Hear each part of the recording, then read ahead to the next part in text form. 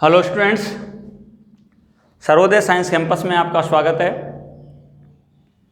आज की क्लास में हम ठोस अवस्था के बारे में अध्ययन करते हैं कि क्या होती है पदार्थ की ठोस अवस्था। देखिए, सॉलिड स्टेट क्या बोलते हैं? ठोस अवस्था। जैसा कि हम जानते हैं कि पदार्थ की तीन अवस्था होती हैं, ठोस, द्रव और गैस। आप जानते हो, पिछली कक्षा में पढ़ रखा है कि ठोस अवस्था में पदार्थ के जो कण होते हैं, पदार्थ के कण जो होते हैं उनका आकार एवं आयतन क्या होता है? निश्चित होता है, निश्चित।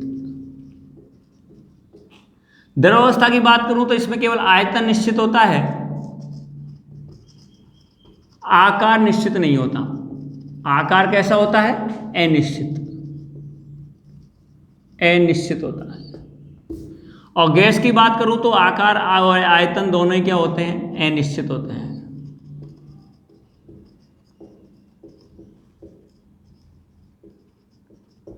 निश्चित होते हैं। तो पदार्थ की अवस्था को निर्धारित करने वाले फिर कारक कौन से हैं? तो देखिए, जिनका आकार व आयतन निश्चित है वो ठोस पदार्थ कहलाते हैं। वे पदार्थ जिसमें आकार आयतन तो निश्चित है लेकिन आकार अनिश्चित होता है, जैसे जल है। अब जल का आयतन तो निश्चित है, अब आप उसको जिसमें रखोगे वो उसी का आकार क्या कर लेगा? ग्रहण कर लेगा। गिलास में रखोगे तो गिलास का आकार ग्रहण कर लेगा, कप में रखोगे तो वो कप का आकार ग्रहण कर लेगा। वॉल्यूम उसका क्या रहेगा? सेम रहेगा, लेकिन उसकी जो शेप है वो क्या हो जाएगी? चेंज हो जाएगी। गैस मॉलिक्यूल है, उनका आकार आयतन दोनों क्या होते हैं? अनिश्चित होते हैं। तो इन पदार्थों को डिवाइडेशन करने का दो ही आधार है हमारे पास, दो कारक हैं। एक तो हमारे पास होता है अंतराण्विक आकर्षण बल, अंतराण्विक आकर्षण बल, और दूसरा जो इसका कारक है वो है हमारी ऊष्मा, हीट। देखो, अंतराणिक आकर्षण बल गैस को किस में चेंज कर देता है? सॉलिड में। और ऊष्मा सॉलिड को किस में चेंज कर देती है? गैस में। आप कहोगे सर कैसे? देखिए, ये हमारे पास गैस के कुछ कण हैं, इनके बीच जैसे ही हम बाहर से क्या लगाएंगे? दाब लगाएंगे, अर्थात इनके बीच अंतराणविक आकर्षण बल क्या होगा? बढ़ेगा। जैसे ही अंतराणविक आकर्षण बल बढ़ेगा तो एक दूसरे क्या आएंगे? पास पास आएंगे, थोड़े से पास पास आ गए। अभी दूर दूर फैले हुए थे, अब थोड़े से कहाँ आ गए? पास पास आ गए। उसके बाद और अंतराणविक आकर्षण बल बढ़ा, ये बिल्कुल कहाँ आ गए बेटा? पास पास आ गए, इस तरीके से। इस अवस्था को हम क्या बोलते हैं? सॉलिड। क्या बोलते हैं? सॉलिड। इसको क्या बोलते हैं? लिक्विड। और इसको आप जानते हो क्या बोलेंगे? गैस। तो जैसे जैसे पदार्थ के कणों के बीच अंतराणविक आकर्षण बल बढ़ा तो पदार्थ की अवस्था में क्या आया? परिवर्तन। पदार्थ की अवस्था गैस, फिर उसके बाद द्रव में बदली, उसके बाद किसमें बदल गई? अंत में ठोस में। ये तो पहला कारक हुआ आपका अंतराणविक आकर्षण बल का।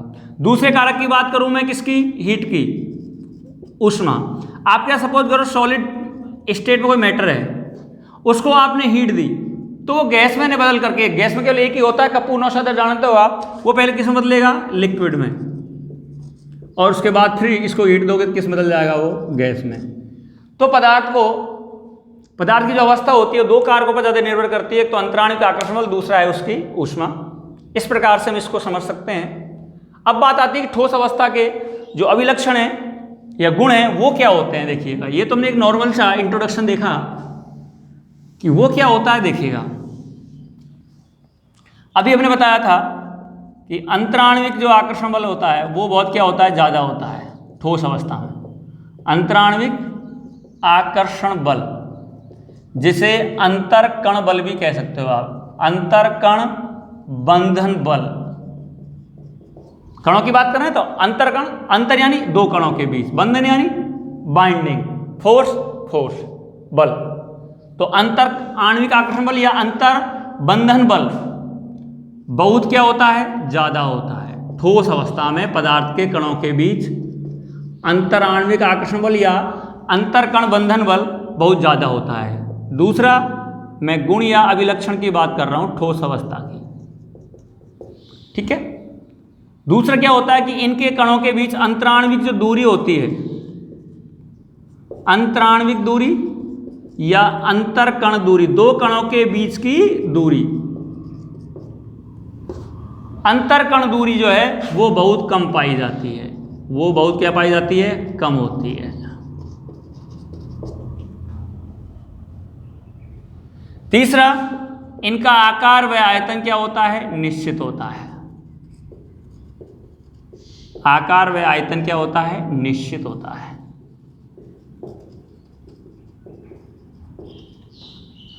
नेक्स्ट, क्या क्या अभिलक्षण हो सकते हैं, ये दृढ़ होते हैं बेटा, क्या होते हैं, ये दृढ़ होते हैं। यदि इन पर भारी बल लगाया जाए तो इनको हम दबा नहीं सकते, संपीड़ित नहीं कर सकते, और असंपीडनशील होते हैं, इन्हें कंप्रेस नहीं कर सकते।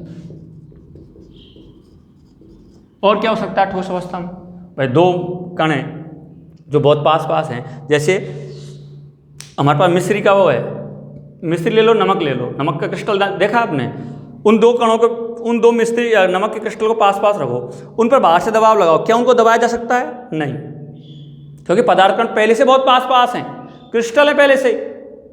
ज़्यादा दबाव लगाओगे तो ऐसा नहीं है कि दबाव लगाते हुए उन पर दबाव लगाने से वॉल्यूम में क्या आएगा, चेंज आएगा, नहीं, उनको हम संपीड़ित नहीं कर सकते, उनको हम दाब लगाकर उनका आयतन नहीं घटा सकते, अर्थात ये असंपीडनशील होते हैं और ये गतिशील नहीं होते। ठोस अवस्था में पदार्थ कण गतिशील नहीं होते, अर्थात अपने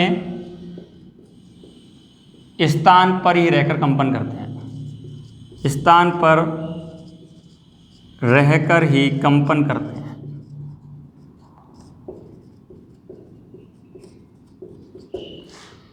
ये हुए हमारे ठोस अवस्था के अभिलक्षण कि जिनमें अंतराणु का आकर्षण बल बहुत ज़्यादा होता है, अंतरकण बंध दूरी बहुत कम होती है, और आकार व आयतन क्या होता है, निश्चित होता है। ठोस अवस्था में पदार्थ कण बहुत दृढ़ होते हैं, अर्थात ये संपीडनशील होते हैं, इन्हें दबाया नहीं जा सकता भारी दाब लगाने पर। ये गतिशील नहीं होते, अर्थात अपने स्थान पर ही क्या करते हैं, कंपन करते हैं। ये हुई हमारी ठोस अवस्था के अभिलक्षण। नेक्स्ट जो टॉपिक इसके अलावा वो पढ़ेंगे हम क्लासिफिकेशन ऑफ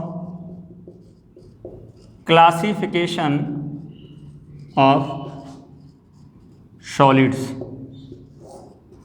ठोसों का वर्गीकरण, जो पढ़ेंगे हम नेक्स्ट क्लास में। Okay, thank you.